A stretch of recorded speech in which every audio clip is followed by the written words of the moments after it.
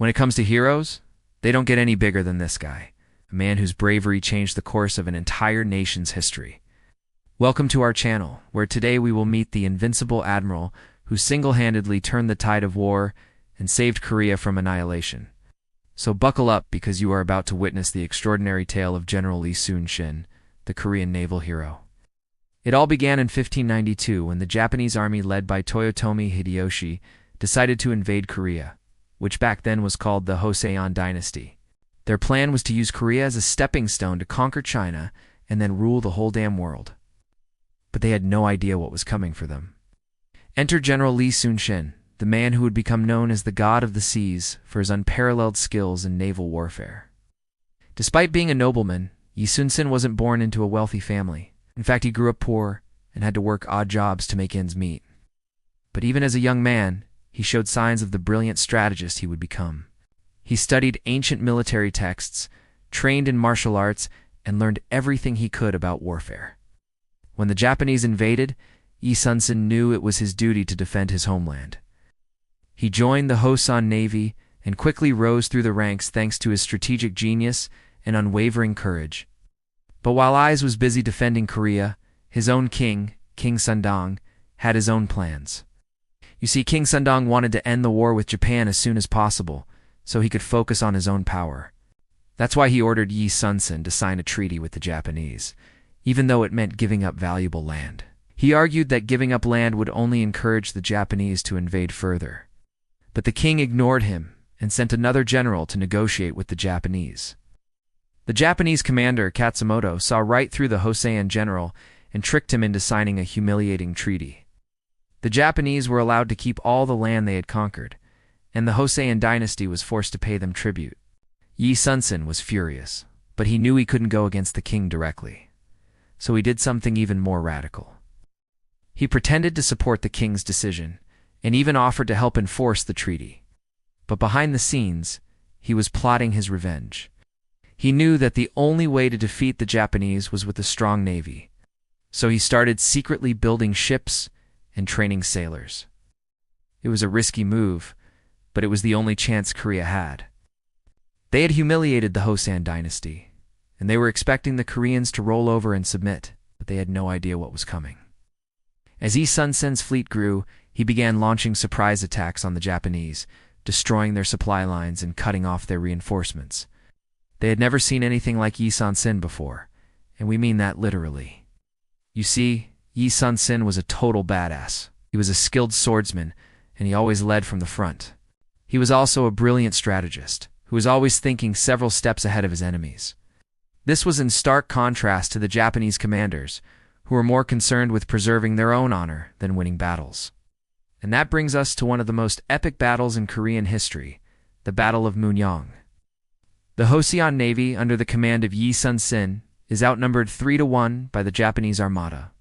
But despite being outgunned, Lee Sun-shin manages to lure the Japanese fleet into a narrow channel where his ships are waiting. The result is a massacre. Lee Sun-shin's fleet destroys the Japanese armada, inflicting heavy casualties and capturing many ships.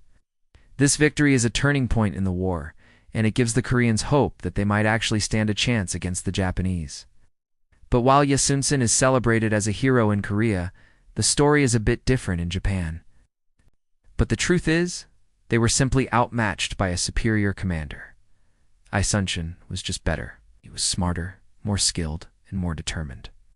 After the Battle of Munjong, the Japanese were hesitant to engage the Korean Navy in open battle. They knew that Lee Sun-shin was a force to be reckoned with, and they didn't want to risk another humiliating defeat. This suited Lee Sun-shin just fine. Continued to harass the Japanese, destroying their supply lines and preventing them from reinforcing their troops on the mainland. The Japanese were trapped, and they knew it. They had nowhere to turn for help, and they were slowly starving to death. But they didn't realize that they were just walking into a trap. Ise was waiting for this moment, and when it came, he was ready. Lee Sun-shin knew this was his last chance to end the war. So he gathered his fleet and attacked the Japanese supply lines once again. They had no idea what was coming. And when the Korean Navy struck, they were totally caught off guard. Lee Sun-shin's fleet destroyed everything in sight. They were trapped in Korea with no way to escape. But it wasn't easy. Even though the Korean Navy was smaller and weaker, Ye Sun-sin's strategic genius and unwavering courage gave the Hosun Navy the edge they needed to win. Ye Sun-sin's leadership was the key to victory. He inspired his men to fight to the death if necessary, and they did. The Battle of Hansando resulted in the capture of over 300 Japanese ships and the death of thousands of Japanese soldiers. It was a decisive victory that effectively ended the war. That's right, Ye Sun-sin was not just a strategist and a fighter, he was also a monster. Between 1592 and 1598, Ye Sun-sin's fleet fought over 700 battles, won every single one of them, and never lost a single ship. In fact, Ye Sun-sin's ships were so well designed that they could withstand cannon fire, making them virtually invincible. These ships were covered in iron plates that could deflect cannon fire, making them nearly indestructible. This innovation played a crucial role in the Korean victory in the war against the Japanese. Now you might be wondering, why has no one heard of this guy? Well, let me tell you, he was actually revered in Korea as a national hero, and there are numerous statues and memorials dedicated to him throughout the country. However, outside of Korea, his name is not as well known. But that doesn't mean his story isn't worth telling. In fact, we think it'll seem even more important to share his story outside of Korea, because it'll say a story that needs to be told. So what was the secret behind Ye Sun-sin's success? What made him such an incredible naval hero? Well, it wasn't just his military genius or his innovative ships. It was also his unwavering commitment to his country and his people.